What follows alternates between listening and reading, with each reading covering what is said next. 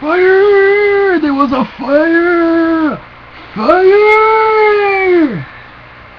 Yes, there was a fire. There's a fire.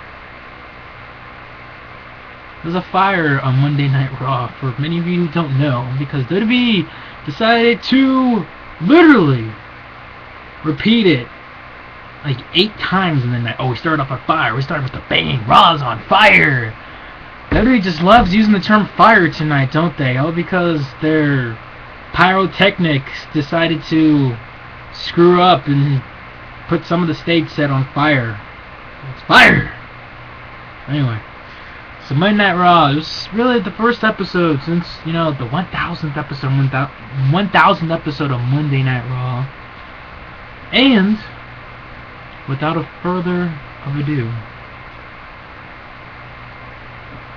it was 3 hours long, as you guys will know. So, who starts off Monday Night Raw? Good old CM Punk, explaining why he hit the GTS on The Rock and why he attacked The Rock last week. And he said, because he felt that he said that The Rock disrespected CM Punk, and that he deserved more respect. And he kept on saying the word respect over and over and over again. And then out came the Big Show. And next thing you know, John Cena comes out, yada yada yada, attacks Big Show. And then comes out AJ, good old AJ, in her cute little, first of all, I thought it was interesting, Justin Roberts is like, ladies and gentlemen, please welcome the new general manager of Monday Night Raw, AJ. And I'm thinking to myself, says, when the hell is like an ring announcer ever announced the GM coming to the ring? Like, seriously, that's like, I don't remember the last time that's happened. But anyway, she came out there looking Stephanie McMahon-ish. Pretty damn good is what that means. And saying that tonight we're going to have Big Show versus John Cena, and the winner faces CM Punk for the WWE Championship at SummerSlam. And I'm thinking to myself, because we haven't seen Big Show versus John Cena at all. Never. We didn't see it in freaking WrestleMania 20. We didn't see it at No Way Out. We just have never seen it before. It's just a repeating saga of like freaking Cena versus Big Show. Yay. Okay. Then we have freaking Santino Marella versus Roberto Del Rio. And this match, wasn't a huge fan of it. Now here's the problem I have with this. Yes, Roberto Del Rio won, gives them momentum going into, just a few weeks away from SummerSlam facing Sheamus for the World Heavyweight Championship. Now this is where I have the problem. There's 2 things. In some way, to me, both these guys looked weak. Santino is probably the weakest United States champion I have seen in, forever.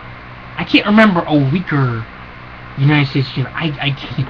Like, Kofi Kingston, Dolph Ziggler, hell, Zack Ryder looked stronger as a United States champion.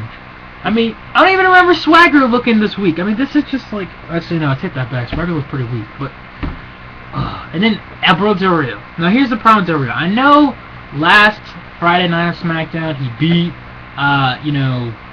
who's he beat? He beat freaking Daniel Bryan. He beat Kane. He won that Fatal 4-Way. I understand that. I do.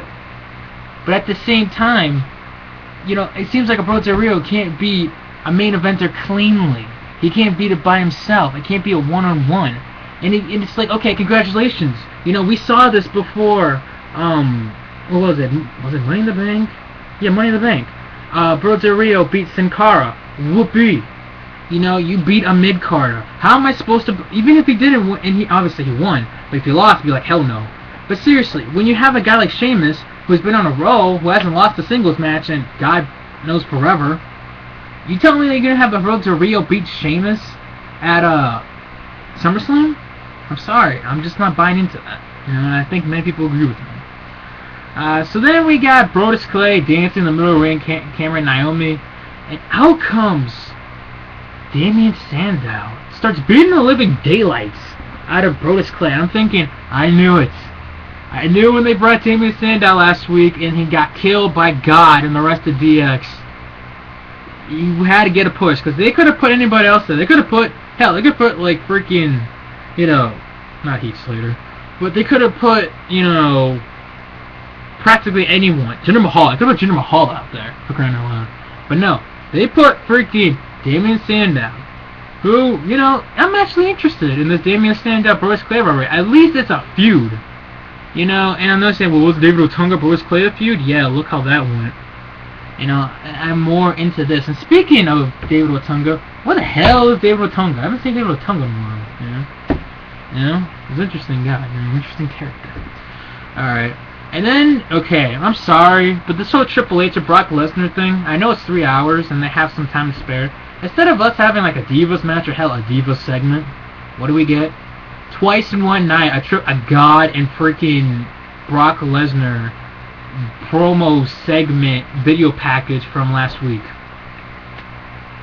You had to put it on twice? Why? And I'm not saying this Raw was bad. I thought this Raw was pretty okay. But you needed it twice? Because Gata needs to be on once or twice, even when he's not there, it needs to be twice, for hell, so then we had, a street fight between Daniel Bryan and oh wait, by the way, I gotta admit, I was into this segment before this match, the whole Daniel Bryan and AJ, AJ going to, no, so it's like, okay, yeah, she's GM, but she's still freaking crazy, alright. And guys, you know, some people are hating AJ as GM. I understand it, but you gotta think of it as this: when's the last time a Diva's been this over? End of story.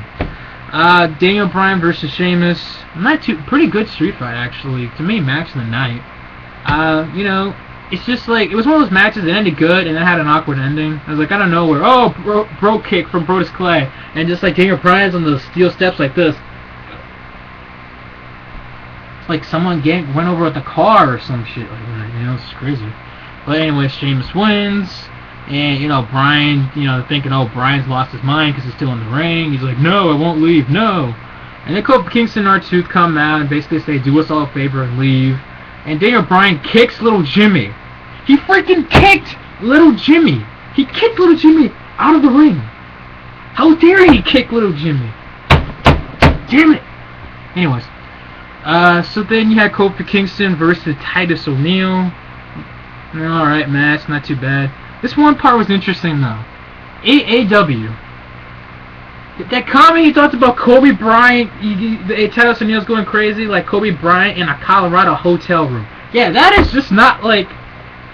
This guy's just controversial, ain't he? Because it just has like controversial written like all over him.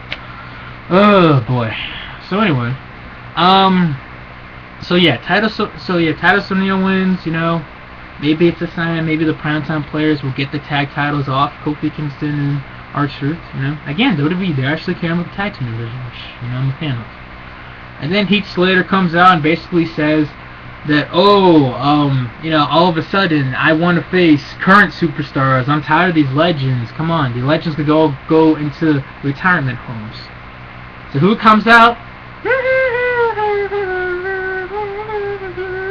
That's right, the good old Viper, Randy Orton, made his return. And within 2 minutes in the match, he hits an RKO and it's over. And actually, that was funny because I was like, this match actually lasted longer than I thought it'd be. Because I seriously thought it would be only 10 seconds. It lasted 2 minutes. So Randy Orton's back. Talk about the feeling that all of a sudden Alberto Del Rio's not going to be facing Sheamus. He's going to be facing Rey Mysterio at SummerSlam. And all of a sudden Orton's going to be facing Sheamus for the world title. God damn it. So then we got Chris Jericho and Christian versus Miz and Ziggler. And I thought it was interesting because this is the first time Jericho and Christian have tag teamed since 2004. It's been like forever. You know, ever since the whole Trish thing. Remember that? Yeah, that was those good days. So then you had this match. It wasn't too bad, wasn't too shabby. Chris Jericho won a match, I think for the first time since what? Like, that night that he qualified to face Punk for the WWE Championship around WrestleMania time. Because I don't remember the last time Jericho won. Like, he literally pinned somebody and won. But still, it was a good match. You know, not too shabby. And, you know, I think it's safe to say that Jericho is a full-out face now. You know, I don't know if he's still going to be the whole serious Jericho, you know, I'm the best in the world at what I do, you know. Or we're just going to get the whole, you know, will you please shut the hell up? You know, you kind of get that Jericho. So then you get Tyson Kidd versus Tensai. I actually thought to myself, maybe Tyson Kidd might win. I was wrong. And Tensai beats up Tyson Kidd, wins the match. After the match is over, he beats the hell out of Tyson Kidd. Then the ref says, you know what? By disqualification, Tyson Kidd wins. And then this is like what, the 15th time he beats up Sakamoto, his like manager. It's like, how many times you gotta beat up your freaking manager? Yeesh. And then, but again, you know, Tensai is like, LOL, my gimmick's not working. Because everyone's still calling me Albert from the crowd. Alright, so then you had Daniel Bryan backstage with his doctor, because according to AJ, he needs psychotherapy, he needs help. So then he goes over and says that he's 100% sane, despite him having a weird obsession for Charlie Sheen, that he looks like a goat face. And then Kane literally comes out of nowhere, with this red light comes on. Kane comes out of nowhere and says, Daniel Bryan, I'm your anger management therapist, and started slamming him to the wall, basically. I'm not gonna lie, that made me laugh, because I did not picture Kane coming out of nowhere, freaking just beating him up. I knew something was gonna happen, because the camera was, like, focusing on Daniel Bryan. The doctor already left, so I was like, what the hell? Oh, boy. And then we have a good old main event. John Cena versus CM Punk, #1 contendership. And I thought, okay, you know, at first I was thinking, I'm not a huge fan, and then it started picking up in the match. I'm like, it's okay, And the real spot that got me interested was Cena running into Punk, and I'm thinking, ooh. And I'm thinking, Punk has got to be a tweener, because he's on the commentary saying things kind of like what a face would do, then he's saying the same thing a heel would say. He's saying that he deserves more respect, and that he's basically, that, he's the WWE champion, and that the WWE championship should main event, that it should be, the final thing before Raw ends, basically. And so, out comes CM Punk attacking Cena, and him basically saying the winner of the match is no one, because they're both losers. So Punk leaves, AJ comes in and says, Punk is wrong, these guys aren't losers, they're winners, and that at SummerSlam it's going to be a triple threat match between Punk versus Show versus Cena. Yippee-ki-yay! Because I want to see Big Show and Cena have one more match together. And yes, I know you got Punk in there, and I know the internet mark's going to be like, Punk's going to make this match like a 5-star classic. Before you say that, just hear me out. You really want to see Punk and freaking Big Show together? Matches there along with, Cena, and it's like, oh. I still don't get how people are saying Punk's going to hold the belt to Royal Rumble. It's a possibility. It's just like, now you got Cena and Big Show again, because we totally care about a Cena and Big Show rivalry. So that's how it ended Raw. Again, Raw was pretty okay, wasn't too bad. It built up, a bit to SummerSlam, which I thought was a good idea, especially after, last week being a big celebration, which, by the way, people, stop complaining about last week's Raw. Oh my god. We only got 30 minutes of wrestling in a 3-hour show. It's a freaking celebration. It's like a freaking party. It's like saying, oh, I got 30 minutes of work during a party. The hell? You're not supposed to be doing work at a party. It's a freaking party. Have fun. Oh my god. Seriously, people these days. Anyway, this Raw review is a little longer than it should have been. I'm out of here. I deserve more respect I should be, just like CM Punk. Not. Just kidding. But seriously, comment, video responses if you want. I'm out of here. Chicken.